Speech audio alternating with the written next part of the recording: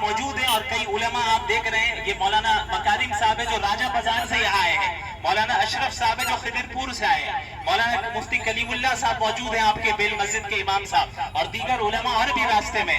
یہ ہم اعلان برات کر رہے ہیں کہ ہمارا اور آپ کا کوئی تعلق نہیں رہے گا اگر آپ نے غیر شرعی طریقے سے شادیوں کو منعقد کیا. اور ہم وہی کہیں گے جو انبیاء نے اپنی قوموں سے کہا, وَيَا قَوْمُ مَا لِي أَدْعُوكُمْ إِلَى النَّجَاةِ وَتَدْعُونَنِي إِلَى النَّارِ. اے میری قوم تمہیں ہو کیا گیا ہے, میں تو تمہیں جنت کی طرف بلا رہا ہوں اور تم مجھے جہنم کی طرف بلا رہے ہو. تو یاد رکھیے ہمارا اور آپ کا رشتہ اسلام کی بنیاد پر ہے, اور وہ اسلام نہیں جو صرف نام کا اسلام ہو, وہ اسلام نہیں جو رمضان میں صرف تراویح پڑھنے کا نام ہو, وہ اسلام نہیں جو افطار پارٹیاں کرنے کا نام ہو, وہ اسلام نہیں جو صرف بقرعید میں قربانیاں کرنے کا نام ہو یا جمعے کی نماز پڑھنے کا نام ہو.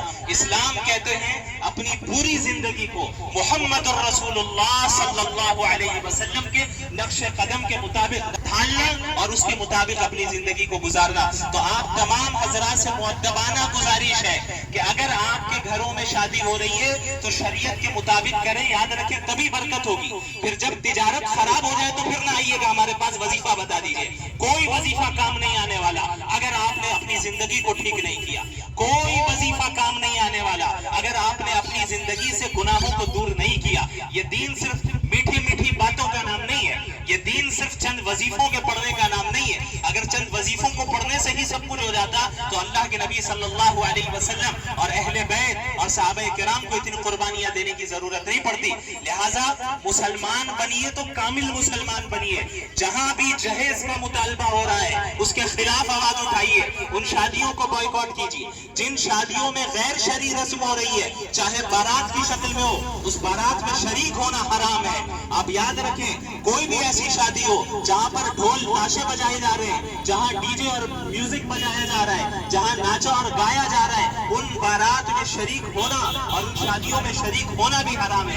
جن شادیوں میں فری مکسنگ ہے, مکس گیدرنگ ہے اور اس طرح کی کوئی بھی غیر شرعی رسم اختیار کی جا رہی ہے اس میں شریک ہونا حرام ہے. اللہ کے نبی صلی اللہ علیہ وسلم نے فرمایا من تشبہ بقوم فہو منہم, کہ جو جس قوم کو کاپی کرے گا وہ انہی میں سے ہوگا. اب یہ بارات کا طریقہ تو محمد الرسول اللہ کا نہیں ہے, اب جس کا ہے آپ کو اسی قوم میں سے ہونا ہے تو ہو جائے. اس چیز کی پورے محلے میں, بنیا پکر کے پورے محلے میں, ذاتی باغ کے پورے محلے میں ایک مہم چلا دیجئے کہ ان شادیوں کو ہم بائیکاٹ کریں گے.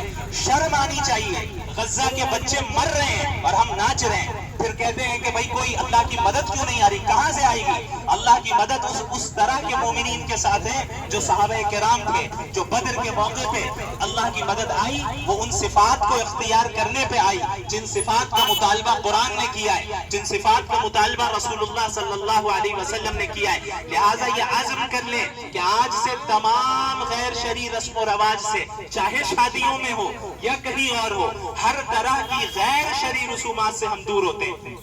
برتھ ڈے پارٹی منانا, میرج اینیورسری کرنا, اس طرح کی جتنی جو ویسٹرن دنیا سے آئے ہوئے فتنے ہیں یا طریقے ہیں, نہج ہیں, ہم ان تمام چیزوں کا رد کرتے ہیں, انکار کرتے ہیں اور صحیح معنی میں مسلمان ہوتے ہیں. لہٰذا اپنے علاقے میں اور اپنے خاندان میں, اپنے گھر میں اس چیز کو سب سے پہلے عام کریں اور اس چیز کو اتنا برا بنا دیں کہ ایک انسان اگر ایسی دعوت میں اور ایسی شادی میں شریک ہونا چاہ بھی رہا ہے تو اسے منہ چھپا کر جانا پڑے.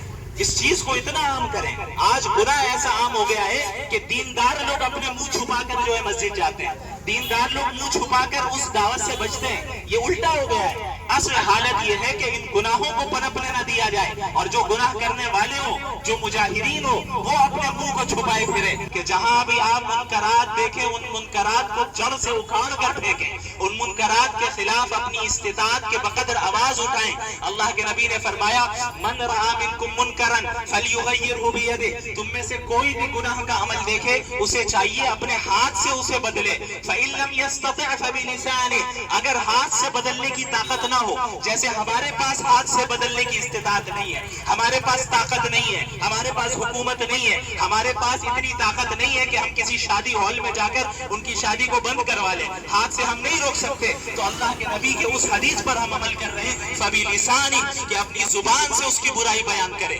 اپنی زبان سے ان چیزوں کا رد کرے, اس کی مخالفت کرے اور ان کی برائیوں کو لوگوں کے سامنے پیش کرے. فَإِن لَمْ يَسْتَطِعْ فَبِقَلْبِهِ, اور اگر زبان سے بولنے کی بھی استطاعت نہیں ہے تو کم از کم اپنے دل سے برا جان کر اس چیز سے دور تو رہے. وَلَيْسَ وَرَاءَ ذَلِكَ مِنَ الْإِيمَانِ, اور یاد رکھیے گا اللہ کے نبی نے فرمایا اس درجے کے بعد رائی کے دانے کے برابر بھی ایمان نہیں ہے.